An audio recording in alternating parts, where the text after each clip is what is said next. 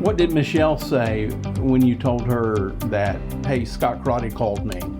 She was pretty excited after I told her who Scott Crotty was.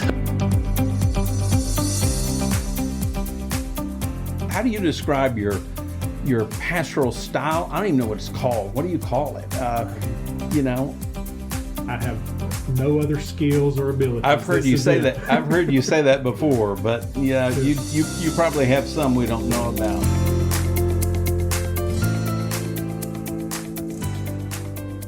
Through what we've walked through with Michelle's cancer, one of the things that God has done in our life is just His Word has just been an anchor.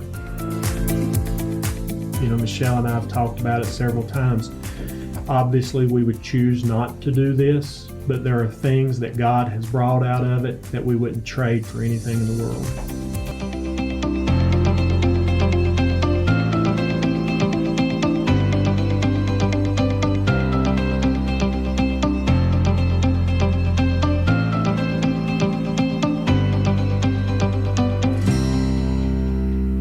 Hello and welcome to Shady Grove Radio. I'm Dan Loggins, and guess who I have with me tonight as our guest on this Wednesday night? It's Pastor Todd Reynolds. Pastor Todd, how are you doing this evening? I'm doing good, Dan. Thanks so much for taking the time to talk to us on Shady Grove Radio. Some people might have been surprised last Sunday when Scott Crotty got up there and said, hey, we have a pastor on the way, and the guy that just preached, he's it. Have you ever had an introduction to a church like that before? No, I have not. And it has moved pretty quick over the last few weeks. So It's been a kind of a whirlwind. Well, that's interesting that you say that fast over the last few weeks. So this was not something that's been going on for months, but obviously the church has been in the process of the search for months, and our involvement in it has just been over the last few weeks, and the Lord just keeps opening the doors for us, and we just felt like Michelle and I, as we prayed, that we needed to take this opportunity. Well, since you brought up Michelle, how is she doing? Because, and I don't know if people listening are aware, she had cancer. Yes. And she's been treated. Yes. And doing well. Last report. She's doing well. She was diagnosed in January with ovarian cancer and had surgery to remove tumor, and then we started chemo probably the end of February, somewhere around in there. And she finished her chemo in July. Had a scan after that, and that scan was very good. And so she'll go every 3 months for scans for a while. So we go back at the end of October for next scan. She's doing good. She is biggest issue she has right now is her just strength. She gets weak, gives out pretty easy, but she's doing well. And so we're thankful for what the Lord's done and all the prayers. And she was not there Sunday, right? She was not at church Sunday. No, she has not been there, because she has to kind of watch being around with her since she was on chemo and her immune system and things. So let me go back to this thing, because we chatted a little bit before we started the recording, but you said over the last few weeks. I'm curious, like 6 weeks, 4 weeks? It's probably been about, and I'm just guessing, about 5 weeks or so. Okay. Scott reached out to us and on behalf of the board and asked if we would consider putting our name into the consideration. And so we prayed about it for about a week or so, and then called Scott back and said, we would take whatever next steps were, and then we went from there. What did Michelle say when you told her that, hey, Scott Crotty called me and wants me to consider this? What did she say? She was pretty excited after I told her who Scott Crotty was.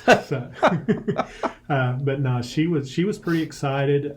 We moved forward, kind of nervous, but also kind of feeling like just where we were, that the Lord was doing something in us at this time. We've talked before about, getting back into pastoral ministry, back into a church. And, on paper right now, we would say this is not a good time just with her health and COVID and everything else. But just as we talked about it, prayed about it, just felt like, it was the Lord's time. So, but she has been very excited, and, she's eager to get to the church and to meet people and everything. And she basically has told me not to mess it up until she gets there. Until she gets there. I'm sure she is. Yeah, she wants to be there. I'm sure. It's so because coming from a pastor's home, I know there's an excitement going into a church that's not like anything else. Right. And you want to get in and meet the people and get to work. And I know Michelle's not one to sit on the sidelines typically, no. But because of her medical situation and the threat from the virus and all, it'll just have to be very she'll be careful about it. Oh yeah, I'm sure she'll have to just be careful about it. And the board, that was obviously one of our big concerns as we talked to the board, because we understand the board's got to put the best candidate forward, best situation. They're looking out for the good of the church, and we understand that. And we were just very honest about where we were with her health. And they could not have been any more supportive of us, and just made us feel like that would not be an issue as we transition. Tell me this: what kind of pastor are you? How if somebody said you're a Wesleyan pastor, what kind of pastor are you? How do you describe your pastoral style? I don't even know what it's called. What do you call it? Wow, I would say, I think, I am good with people. When we took our first church, when we were going for that interview, I remember Michelle and I were driving down the road, and I told her, I said, my prayer is that God will put us at a church where we can love the people if he leaves us there for the rest of our ministry, and that they'll love us. And that's where I think, that's who we are. We're people that, we just want to walk through life with people, love on people. That's, to me, ministry is about relationship. And, we have to remember, and I've already been telling myself this, if the Lord continues to open this door, it's a marathon, it's not a sprint. One of my big concerns right now is just with COVID and stuff, is just how do you get to meet people and, just start building those relationships and things. So, I think, I guess I would call, biblically, I guess more of a shepherd, just walking with people through life. Don't always have answers, but want to be there. And it's not like you're getting back into something you haven't been doing. In your position as assistant district superintendent, you did a lot of that, didn't you? Yes, yeah, correct. I walked a lot with different groups. It's a different feel to it, because you walk with pastors with a lot of things. I worked very closely with our Hispanic pastors, and did things with them, with our youth pastors, children pastors. So yeah, we have that. You do miss some of the relationships that you have in a local church. At the district level, you don't get to walk through those things like you do in a local church. Well, Shady Grove will be a place of abundant relationships. Yes. There's a lot of wonderful people there that you'll get a chance to meet and get to know, and I know they will appreciate you too.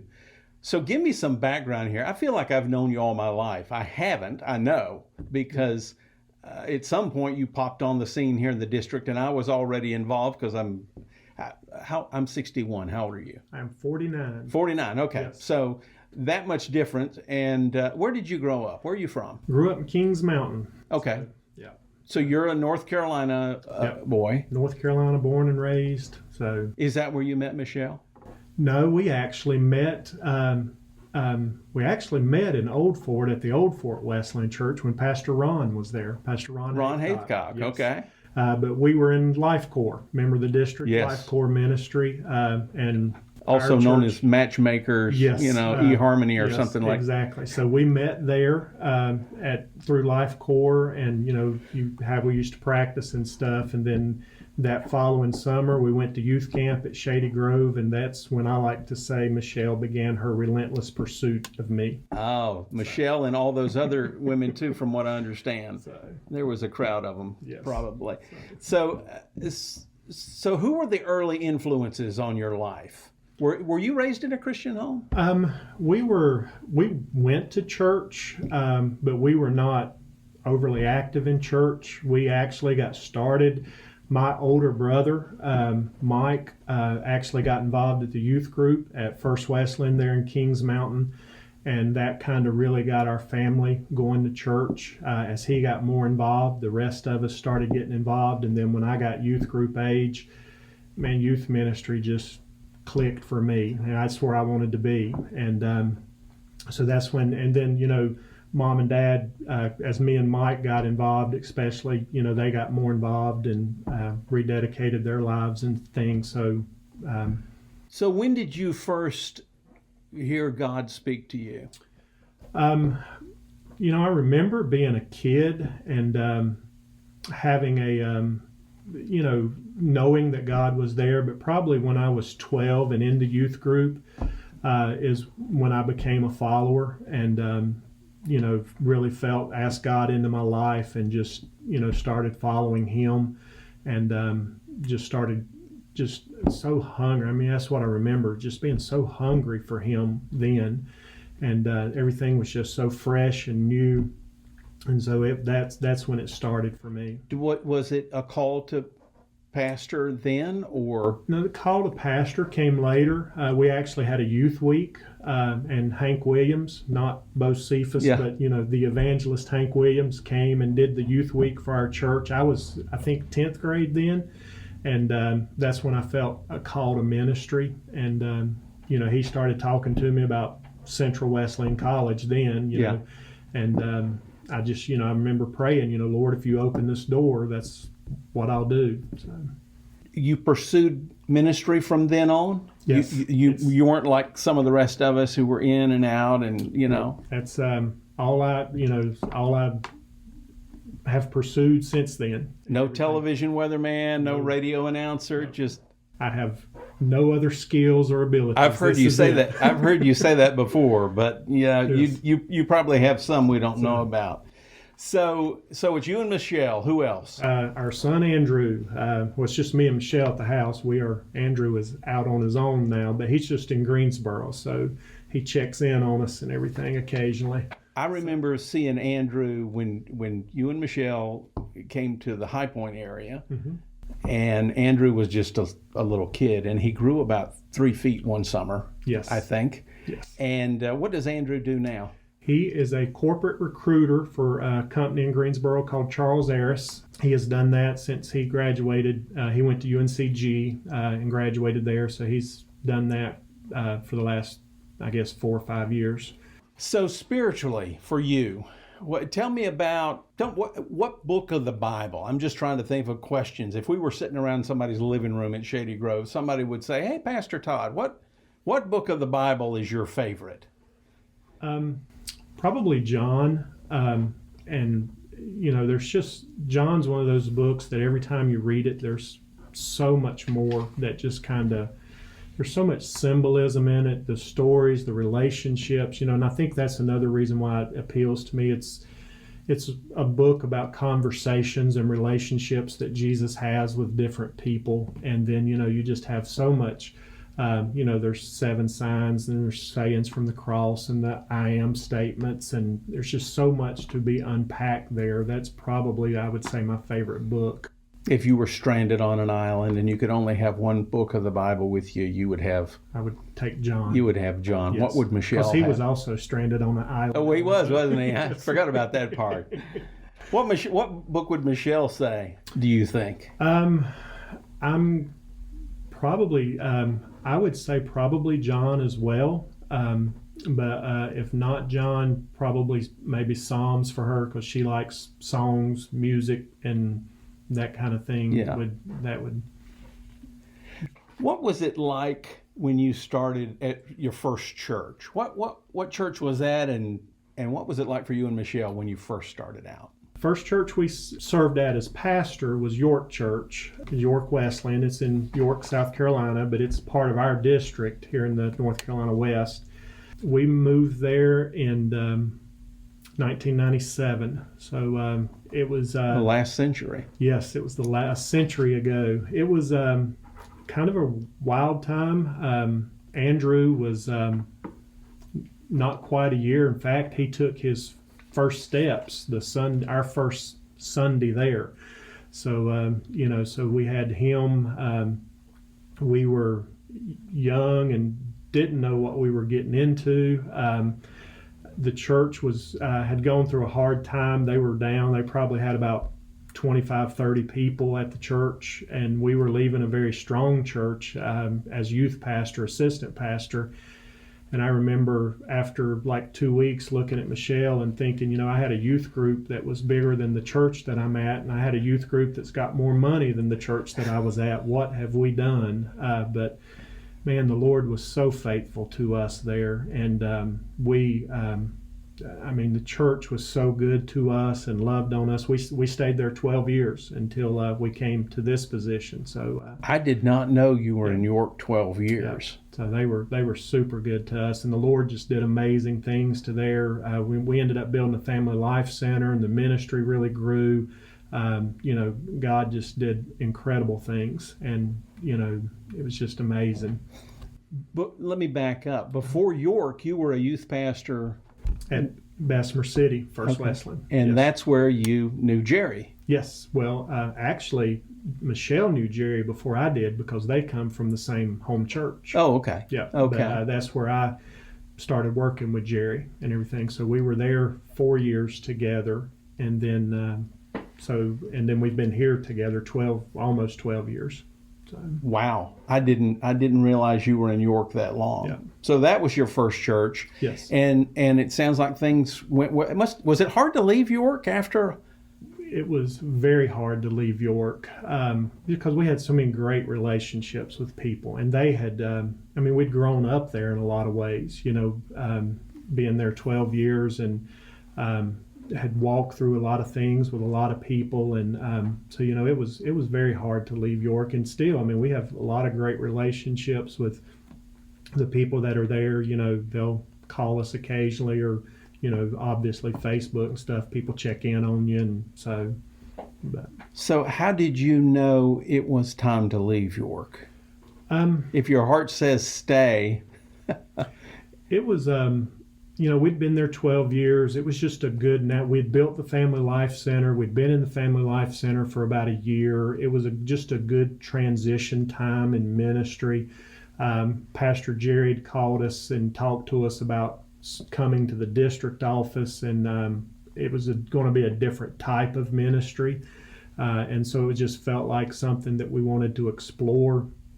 And then also, just being able to work with him again.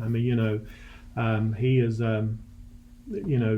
he's an incredible leader, and just being able to be with him again was also something that, we wanted to do. So. And the move from the local church in York to working in the district church, you've in this position where you work with 100 churches or so, you've probably seen it all now. Would you say? No, because I've seen probably more in the last 6 months with COVID and stuff that never dreamed would happen. Learning a lot. It's interesting how churches have to fit into. I'm going to go big church philosophy here. Churches have to fit into the culture somehow in a way that's pleasing to God. Mm-hmm. But it seems like that has changed quite a bit in the last 6 or 7 months. Yes.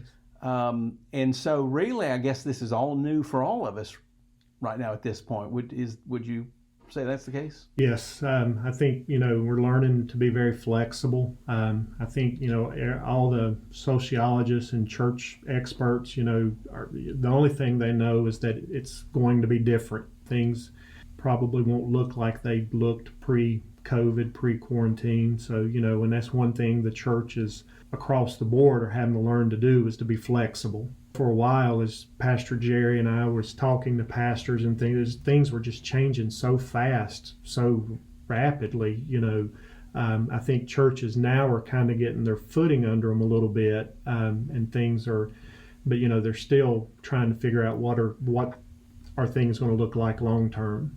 If you were sitting in front of the congregation at Shady Grove and somebody asked you this question, in fact, somebody is going to ask you this question, I'll ask it. What is the job of the local church? If you're going to be speaking to us as our pastor and someone asks you that. My first response would be to love God with all our heart, soul, mind, strength, and then to go and make disciples, and to go not only in our local community, but in the broader community, in the broader world. One of the things that I read that Tom Rayner wrote, and I shared this with the staff when we were, been meeting with the staff, not in preparation of transition, just something Pastor Jerry and I were been doing as the church has been transitioning. But one thing that it has hit me was, he said, it's a sin to be good when God's called us to be great. And he said, God gave us a great commandment and a great commission. And that's what we're supposed to be doing as the church, to love God and to make disciples. And that's our job. That's our mission. That's who we're to be about. If you were to go to a church as a new pastor, Yes. in the next few weeks, Yes. if that were to happen, what would be the first thing you would do? I think emphasize prayer ministry. I don't think we can move ahead of what the Lord is doing. We have to find out what God is leading us to do. And before anything else, we have to be not staff-led, not board-led. We have to be spirit-led. And so I think the first things we need to do is just emphasize prayer, seek God's will, just call out on Him. Lord, what do you want for our church? And then move from there. And in preparation for that, as we move through this process, what would you call on the people of Shady Grove to do? What would you be telling me to do right now? If I say, hey, Pastor Todd, I'm excited about the prospects of you being our pastor. What can I do? What would you say? Right now, pray. Pray for, the Lord's to give us wisdom, not just me as pastor.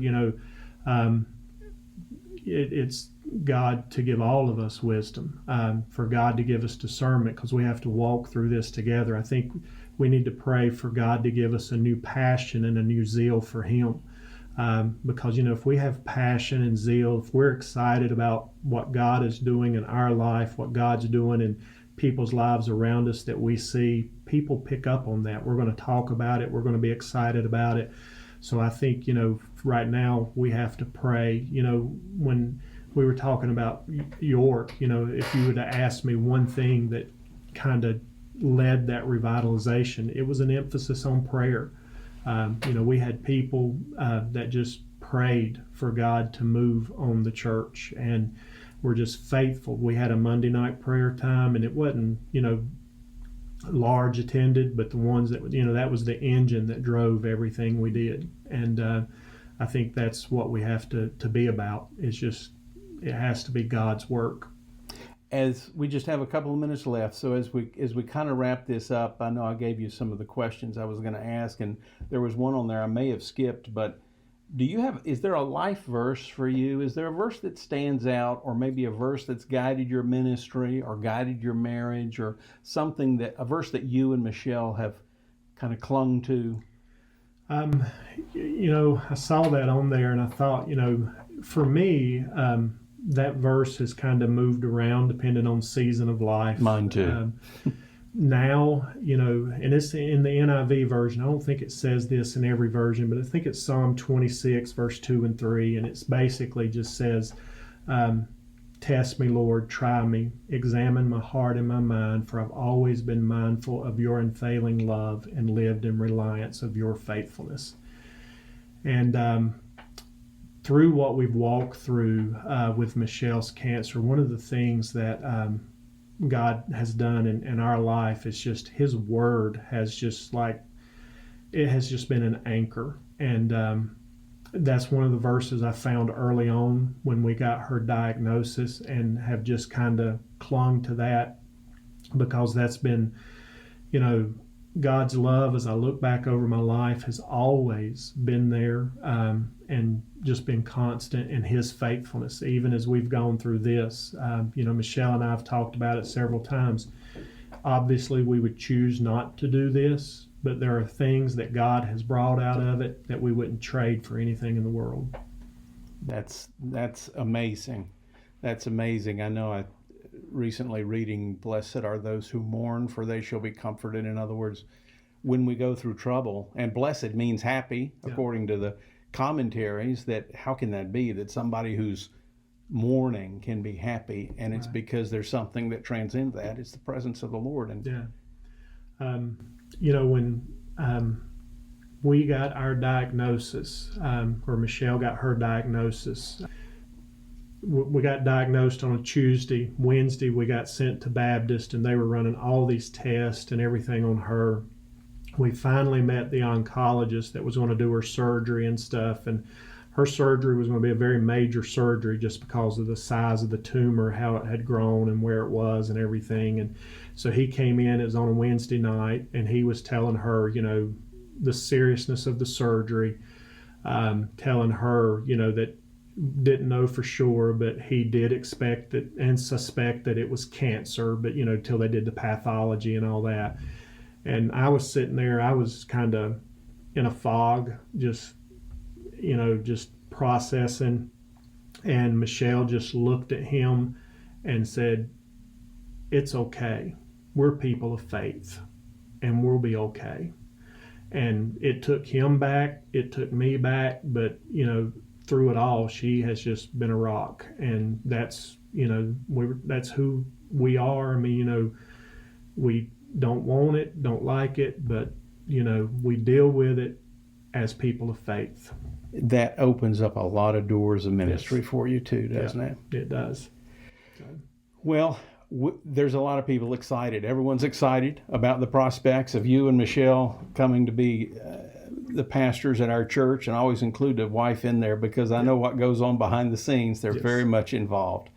And we'll be, all the details about all that voting stuff you can find somewhere else. I don't even remember what it is right now, but Scott Crotty said it about a dozen times. Yes, but I think they're voting on the 18th.